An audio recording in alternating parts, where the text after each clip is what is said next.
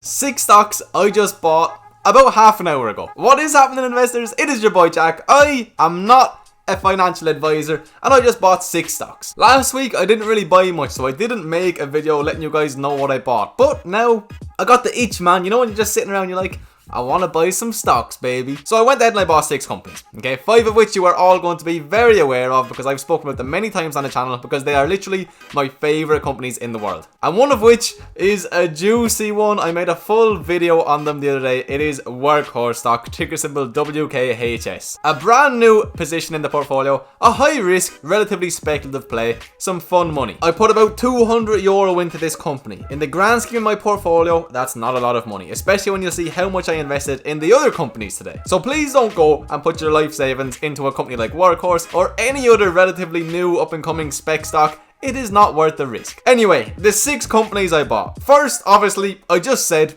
Workhorse. Second up, we went ahead and picked up some more Amazon. Third up, I went ahead and I picked up some Google. Fourth up, I went ahead and I picked up some Microsoft. Fifth up, I picked up my favorite company in the world, Facebook. And last but certainly not least, I went ahead and I picked up a little bit more Apple. What can I say? I just love tech stocks, baby. That is me as an investor. That is who I am. It's my favorite industry and it's what I want to take up the majority of my portfolio. But at least we have Workhorse thrown in there, a very exciting one. So guys, please do make sure to smash that like button for me so that I don't go broke buying stocks. Of course, if you are new around here, hit that subscribe button. We're getting very close to 11,000 subs now. It will be sick when we hit that so quickly after hitting 10,000. And drop me a comment down below. Let me know what you think of any of my picks or any stocks that you went ahead and picked up today. And let's just get straight into the first company of today, Workhorse. So I went ahead and picked up 15 shares in this company. And that was at an average fill price of $15.12. So although today was a bad day, as we can see, they went down a considerable amount.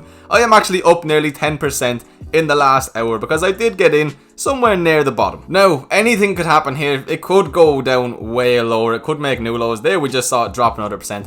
I'm not too worried about what happens today anyway. This to me, it is a relatively short-term play more than likely, but what happens in a day or two doesn't really matter ever. So what is Workhorse and what did it do if you haven't seen my full video? They're another player in the electric vehicle industry, but what makes these guys different to Tesla or Hyliion or even Nikola is that they are in last mile delivery. So there's not as much competition. You know when something drops an Amazon package off at your house, it's a van, you know, it looks like one of these things. It's not a big semi-truck. It's not a class 8 vehicle. That wouldn't make sense. Economically, that would be a terrible business choice. And that is where Workhorse comes in. They're trying to create these electric vehicles that will bring, you know, your package from the post office to your house. And their C-Series vehicles, which is pretty much their product, was jointly developed with UPS to meet their requirements. I mean, you all know who UPS is, definitely if you're from the US. So right now, they're the only US pure play OEM in medium duty electrification for last mile delivery in an $18 billion delivery and cargo van market with significant EV demand.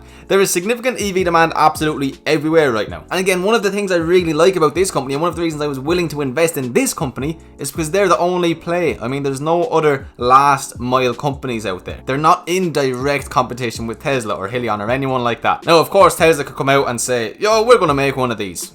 If that happens, it happens. Technology validation from blue chip customers partners, UPS, DHL, FedEx, the biggest delivery companies in the world. Near-term growth opportunities from the USPS NGDV program. This is something very important, okay? Which represents a $6.3 billion, 165,000 vehicle opportunity and partnership with Lordstown Motors Corp. I won't really talk about this too much today, but it's a good thing. So essentially right now, there are companies bidding to make USPS's next generation mail truck. And the deadline for bids was supposed to be March 27th, but is now July 14th. The program could award up to $6 billion in contracts to one or multiple bidders, and it's expected to result in the manufacturing of nearly 200,000 new mail trucks. So that's why I'm getting into them now, and that's why they are high risk. If this contract is to come through, we're not sure when we will even know when it comes through. I don't think it's being announced on July 14th, but if this goes through, of course the stock price is going to shoot up. If it doesn't go through, it's still a company that I really love the look of. I love the product and I think there is a demand for the product. But if this contract comes through, they are going to shoot up I believe very similar to how Nikola shot up when the merger went through. And again, this is something I always like to look at when we're looking at these electric vehicles, okay, is the positive customer return on investment. And within 3 years, you will see a return on investment by buying one of these. So these as opposed to your standard gas vehicle. In 20 years, you can expect $170,000 of savings, which to a company who is using literally tens of thousands, hundreds of thousands of these vehicles, that adds up to massive savings. And in February 2018, UPS and Workhorse commenced development of the new C1000 in conjunction with landmark 1000 vehicle order. So again, it's a company that has vehicles out there right now on the roads. They are in production. But a lot of it does fall on this, the USPS. If this contract goes through, I am going to be so happy, but so upset that I wasn't willing to put more money in. But to me, again, this is a high-risk company. You have to manage your risk. I can't just go pumping money into a company like this. All in all, I absolutely love the look of this company. And I've said it in a few videos lately, I'm trying to get into some more higher risk companies. I'm trying to be more comfortable putting my money into high risk companies. So to me, this just seems like a good company to put a little bit of money into. I am very optimistic about these guys. Like, I genuinely do see a world where these give back an awful lot of money. So that is exactly why I went ahead and bought them. And I'm very much looking forward to keep up to date on these guys' journey. Now, anyway, on to the 5 stocks that you will all know and love. We're having a look at Amazon stock. I went ahead and I picked up 0.1 of a share. I initially bought into these guys at $2,400 a share. I was meant to buy more last week, but I just never did. I'm still happy to buy at this price. Altogether now I have a quarter of a share in the company, so you know, we're getting closer and closer to that full 1 share. And I'm up just over 11% right now. But again, Amazon is just the kind of company, guys, who I am going to be willing to buy at pretty much any price. As it makes all-time highs, I will slowly but surely keep adding to my position. If ever there's a considerable dip, I will add a considerable bit more to my position. I mean, look at the monthly growth, guys. 21% essentially. I mean, that is fantastic. The 6-month chart, the dip doesn't exist, people. It is absolutely beautiful. It's just one of those companies at this stage where they can't really be replaced. Some random startup couldn't come along and say, I'm just going to make the next Amazon. They have a $1.52 trillion market cap at this stage. They have an absolutely immense history of growth.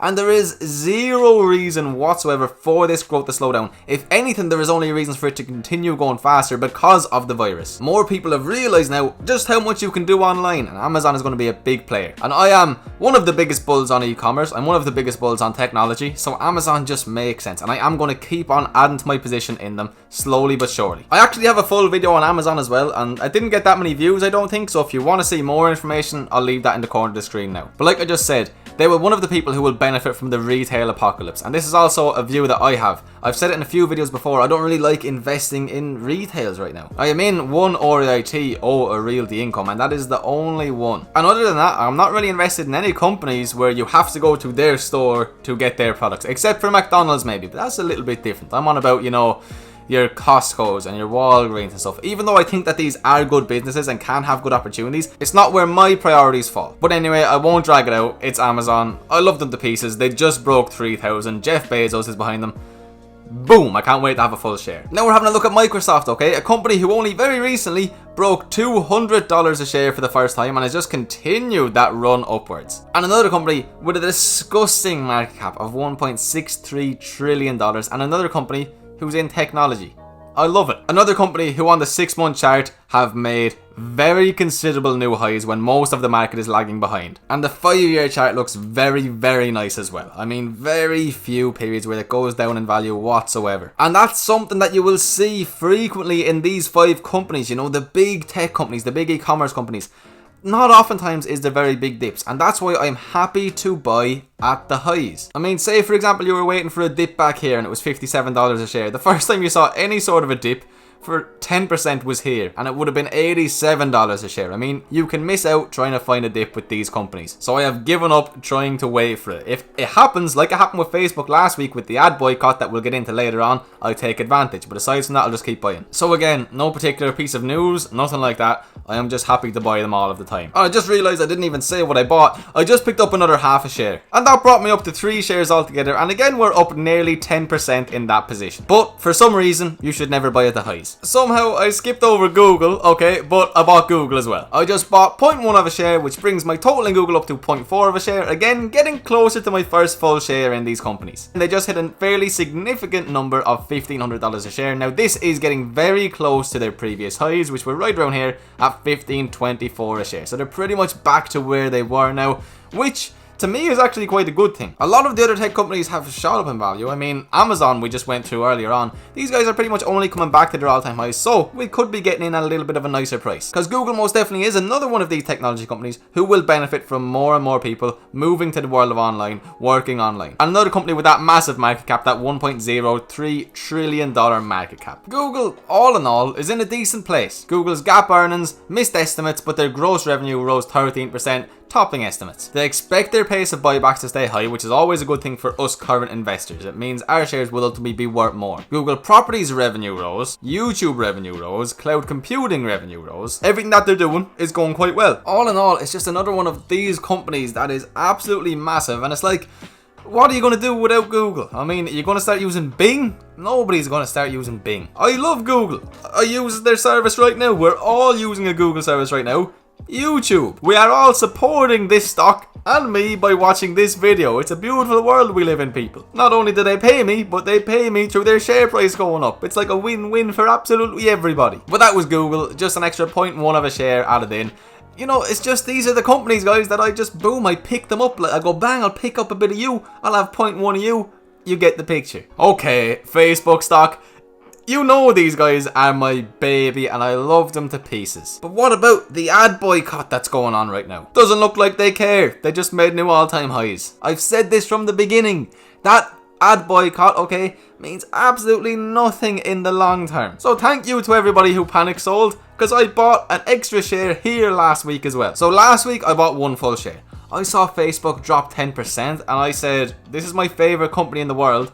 Of course I will buy some. So I bought one full share. Then this week, Facebook's still my favorite company in the world. They're doing very well. I bought half a share. Remember, I said that at the start of the video. If ever I see a considerable dip, I will buy a little bit heavier. Facebook is the biggest position in my portfolio, and I still went ahead and picked up one full extra share. I only had 3 at the time, and I brought it up to 4 because I saw a 10% dip. My position in Facebook, keep in mind, I've pretty much bought at the highs the whole time, is already up 7%. And it is actually very close to being the first company I have €1,000 invested in, so that's pretty cool. That's a cool number. It could get there within the next day or two if we see a green day. I was going to invest an extra little bit just to see 1,000, but then the shares would have been like 4.56, and that just wouldn't sit right in my stomach. So I mean, everybody wants to speak about the ad boycott. It's like, oh, Pepsi, Coca-Cola, loads of big names aren't advertising on Facebook for a month. So what? They need Facebook, okay? It is the best place to advertise. At the end of the day, these are companies. They have targets to hit. They have money to manage. They are going to do the most cost-effective method, which is on Facebook. I personally believe a large reason a lot of these companies have, boycotted them for this month is a political statement.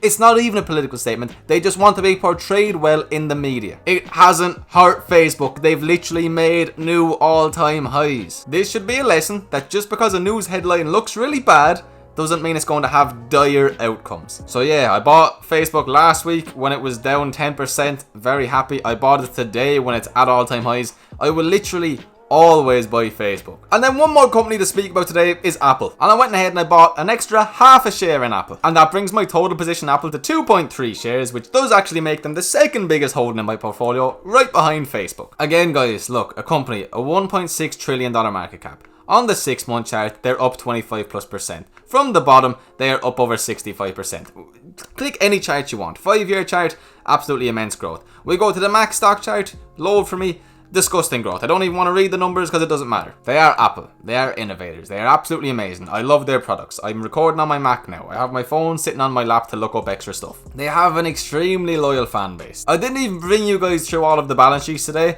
but they're all just absolutely beautifully, amazingly disgusting. I haven't spent as much time looking into pretty much any industry as I have tech, because you don't need to be a genius to realize that it is, it's where it's at right now. Everybody's afraid of the dot-com bubble version 2 happening.